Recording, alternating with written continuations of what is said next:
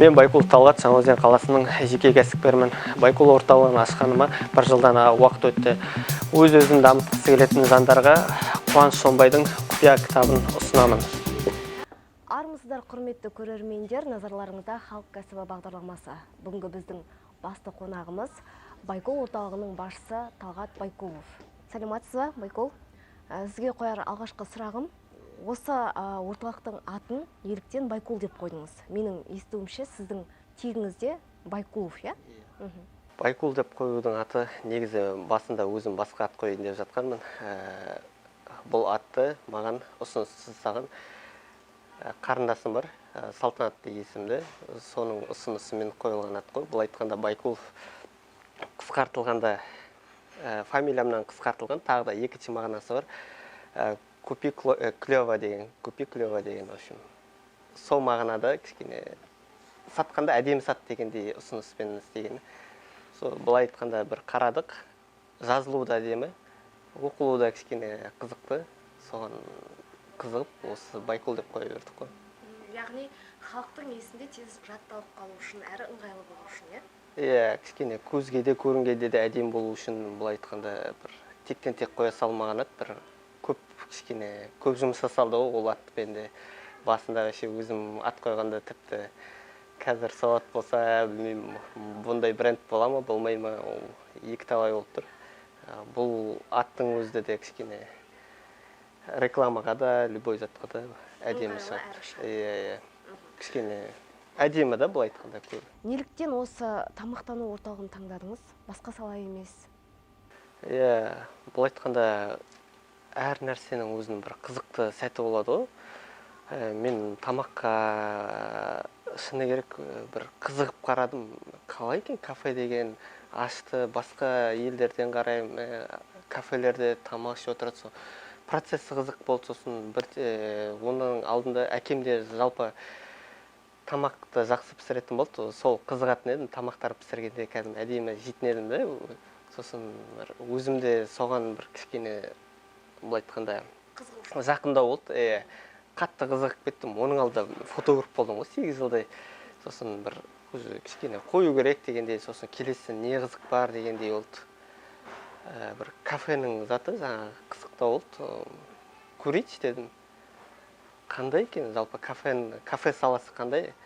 Қатты бұлай бизнес деп зат істеген жоқпын, шыны керек өзіме қызықты болды. Қатты іздендім, ізденгеннен кейін бұл айтқанда соны оқыдым, Алматыға бардым, қаншама 500 мыңның оқуына оқыдым. Әңгімеңізде іздендім деп айтып қалдыңыз. Қанша уақыт жоспар құрдыңыз, қанша уақыт іздендіңіз осы саланы дамыту үшін, осы саланы ашу үшін? Бұл айтқанда фотографта жүргенде соңғы жылдары өзіме бір жалығу деген нәрсе болады ғой. Жалығып кетесің, жалығып жүрдім, шыны керек. Басқа не істеймін деген. Содан басталған шығар деймін енді процесі ізденудің. Бір жылдай уақыт бұл айтқанда кішкене депрессияда болды. Одан кейін давай кафе саласын көрейінші деген ойыма келді. Полный фото саласын ысырдым. Бәрі аппарат бәрін сатып, қайтып нөлден басталды ғой. Қандай қиындықтар туындады осыны ашпастан бұрын? Қиындықтар болады, қиындықтар өте көп болды, шыны керек. Оны қазір ұмытып кеттім, шыны керек. Артқа өйтіп қатты қарамайым да. Қиындық, ойбай, мынандай болды, мынандай. Әр нәрсенің қиындығы болады ғой. Өмірде де былай жүрсең де қиындық болады. Өйтіп қиындық деп қатты қылып айта бермеймін енді, шыны керек. Жалпы бизнес бастаудағы кедергілерді қалай жеңесіз? Кейбір кездерде уақытты өткізіп жіберем. Кейбір кездерде тек далада серуендеймін. Кейбір кездерде кітап оқып кетемін, шыны керек, қатты бұл айтқанда. Жауабы бар болса, жауабын іздеуге тырысам. Кедергінің енді қаншалықты дұрыс жасалып отыр, неге дұрыс емес дегендей сосын сұрақтарға, сосын кедергі дегенде білмеймін, енді қандай кедергі болады. Кәсіп болғаннан кейін бәсекелестік заманы бар қазіргі таңда да мысалға. Соларды айтсаңыз. Конкуренция дегенге, конкуренцияға мен қатты зат істемеймін. Өзімнің ісімді көрсету, ұсыну халыққа бұл айтқанда. Абайдың да сөзі бар ғой, өзгемен емес, өзіңмен күрес деген. Сол сөзді қатты ұстанамын, шыны керек. Мен өзімде көп нәрселер бар, соны шығаруға атсалысам. Біреуден былай айтқанда өзеннің кафесінен или бір затынан копировать етуді қатты қаламаймын. Басқа елден, басқа жерден әкелуге болады енді. Өзіме сондай нәрсе бар. Интернеттен қараймын, Инстаграмда бар, мысалға пайдалы ақпараттармен қатты ізденем ғой, шыны керек. Былай тектен-тек ашық қойып отыра бермеймін. Не дұрыс болмай жатса, соны талқыға саламыз, неге дұрыс болмай жатыр. Бәлкім солай болу керек деп тұрған нәрсені солай қалдыра қоямын. Арнайы курс керек па, әлде тәжірибеде керек па? Қалай ойлайсыз? Кафені алып қараймын Байкулда. Оның алдында мен айттым, ол уақыттарда ютубтан, былай айтқанда Инстаграмнан көп іздендім. Маған қандай тренер, былай айтқанда жол кім көрсетеді дегендей, соған былай көз салдым. Қазақстанда негізі Россияны қатты кеткен жоқпын, шыны керек кішкене. Ол алшақтау, граница бар деген. Одан да өзіміздің еліміздегі тренерлермен кішкене бірінші білім алмасып көрейік дедім. Одан Аманжол Ресмендиев, Ахмет Нұрсилау, оларды көрдім. Бір уақыттарда енді Қуаныш Шонбай көзіме білмеймін, қатты қарадым, маған қатты ұнады әңгімесі де. Ол уақытта оның кафесі де болды, шыны керек Руми деген. Сол саламен де айналысып жатырды. Сол кезде бәлкім маған қазір кафе саласында істеп жатқан адамнан сұраған жақсы болады дегендей, Қуаныш Шонбайға былай айтқанда соны таңдадым. Ақтау қаласына келді бір кезек, былай айтқанда 50 мыңға келді. 50 мыңға келді ау деймін, қателеспесем, бардым. Білім алмастық, қарадық, сосын кішкене құрттай тәжірибе, кішкене шабыт сыйлады, дегенде сосын бірден фотоны қоям да кеттім, мен Алматыға барам, осы жақта курсы оқимын дедім. Как раз сол уақытта ресторанды қалай бастау керек деген жобасы болып жатырды, былай айтқанда курсты. Соған қатыстым, содан көптеген сабақтар алдым деп ойлаймын. Соның нәтижесінде Байкулдың да бір жылда осындай көрсеткішке жетіп отыр деген нәтижесі деп ойлаймын, былай айтқанда жеңісі деп. Адам бойындағы қорқынышты қалай жеңу керек жалпы? Кәсіпкер болғаннан кейін ештеңе қорықпау керек қой? Рисковать етесің. Адам баласының бәрде де қорқыныш бар. Ол енді қорқыныш саған беріліп отыратын. Мен мына кәсіпті ашып отырып та, мен тағы басқа салаға көшу үшін де менде қорқыныш болады. Ол салада жүре ма, жүрмей ма деген. Енді ол саланы жүруін, жүрмеуін ол өзіме байланысты. Өзім қалай жүргіземін, соған байланысты. Бәлкім жүру де мүмкін, жүрмеу де мүмкін. Рисковать етесің. Алдыңда тұрған нәрсені сен сірә бір тұманды былай айтқанда көрмейсің. Тек алға қарай жылжып отырасың. Ұнап тұрма, істейсің. Ұнамаса, қоясың, ол сенің ойыңнан да кетіп қалады. Ал ұнап тұр деген сигнал кетіп жатса, сен қорқынышқа қарамай бір шаг жасау керексің ғой. Қатты ақшаға емес, былай айтқанда арманыңа қарай шаг жасау керексің деп ойлаймын енді. Талғат кейде мысалға бір адамда болады да, бір шашап, бәрін жалап тастап кеткім келеді, сол нәрсені да бір шапқылап жүріп, осы өмірден, жұмыстан мысалға да. Сондай кезде адам өз-өзін қалай қуаттандыру керек, мотивация алу керек, соны айтыңызшы. Мен қалай алады? Қара, мынандай барды, біздер көп адамдар шыны керек шапқылай береміз. Не істеп жатырық, өзімізді түсінбейміз. Біз кішкене былай тек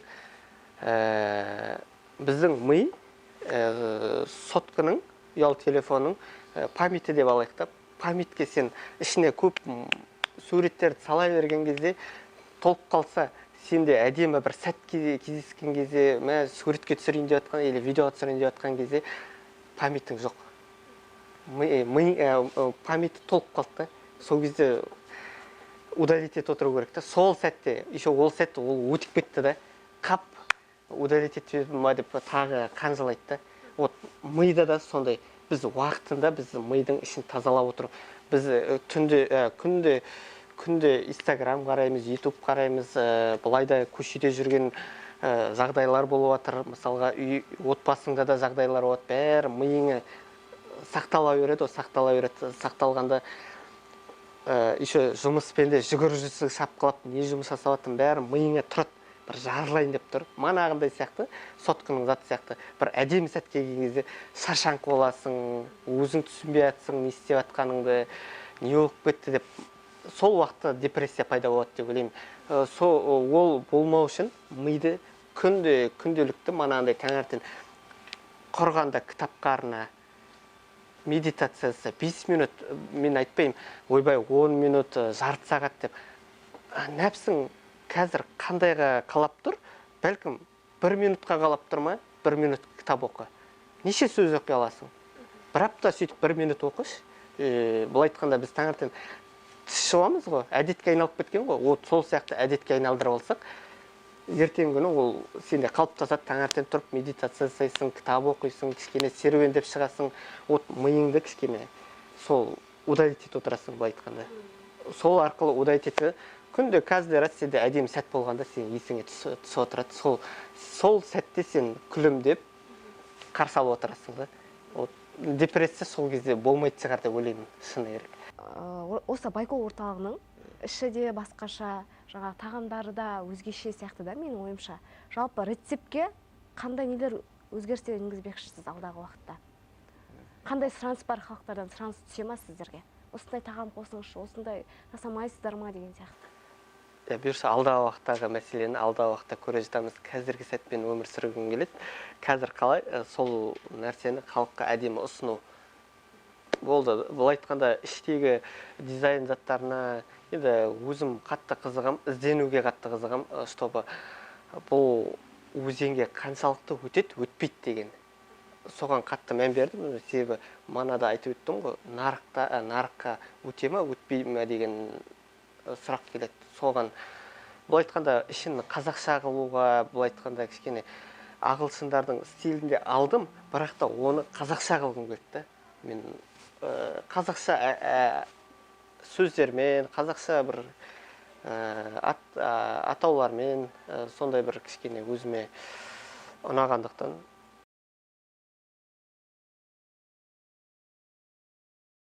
Оны бұйырса алдағы уақытта көре жатайық. Оны қазірде былай айтқанда айта алмаймын. Шыны керек бүйтіп былай істеймін дегендей.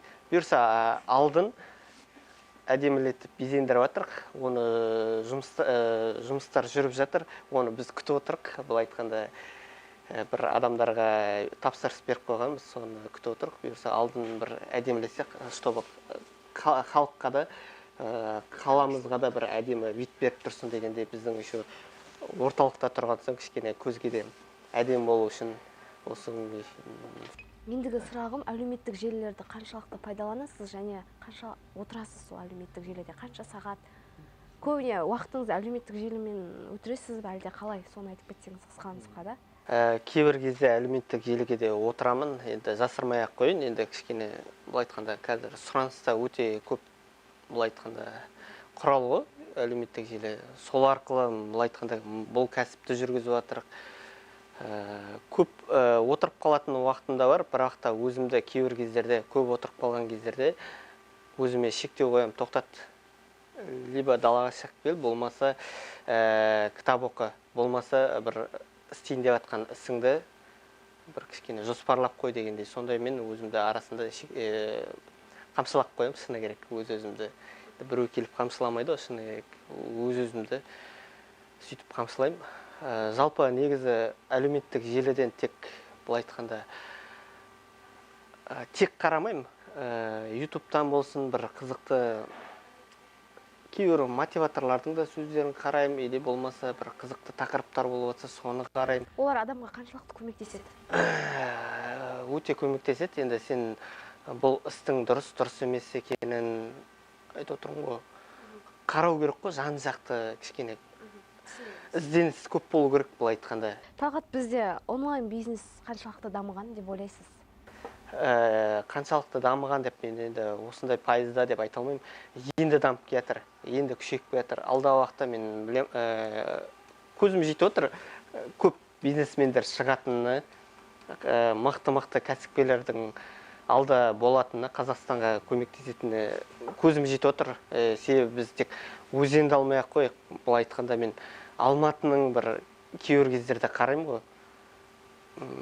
мықты азамат жігіттер бар, өзімнен де кіші, менен де қатты милары қатты жұмыс жасап атқан, мықты проектімен жұмыс жасап атқан өте қуаныштымын. Сол сияқты мен де өзеннің жастарында сондайға хотя бы талпыныңызшы деп хотя бы кітапты ұсынып жатырмын.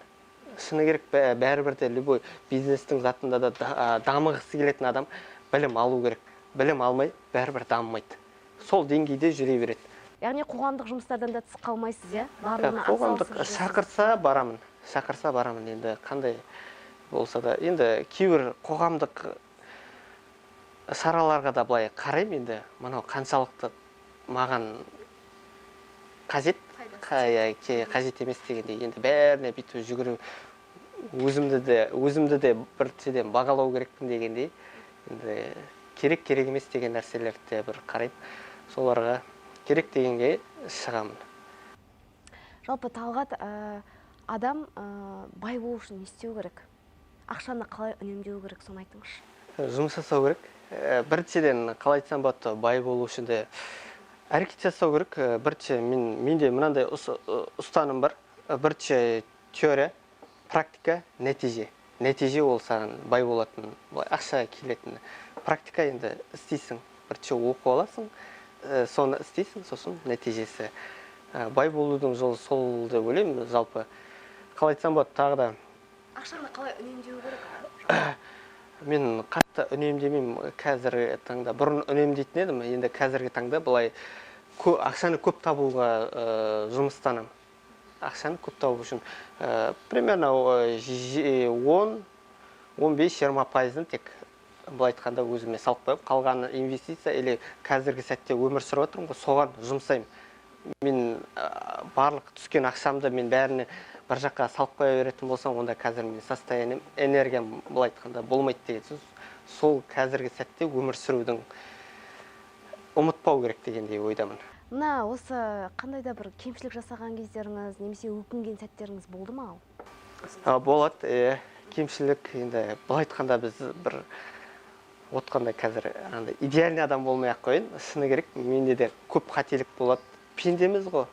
Пенде өлгеннен кейін бітеді шығар, оған шейін де қателеседі, сүрінеді, қылайды. Қайтып тұрып отыру керек қой, былай айтқанда. Қателік, енді қателіктен бәлкім көп адамдар сабақ алады. Содан продажасы да көтерілуі мүмкін. Әртүрлі ғой, ол қателіктен бірінші қорықпау керек та. Біз қателікте қорыққан сайын біз басылай береміз. Үшін, бұл айтқанда кедей бола береміз. Наоборот, қай жер қараңғы, сояққа қарай жылжи беру керек та. Қателіктен де қорықпай. Сол жерде бәлкім бір байлық тұрған шығар. Талғат, рахмет сізге осындай уақытыңызды бөліп бізбен сырласқаныңызға. Осымен біздің бағдарламамыз аяқталды. Біз сіздермен қоштаспаймыз. Келесі кездескенше сау болыңыздар.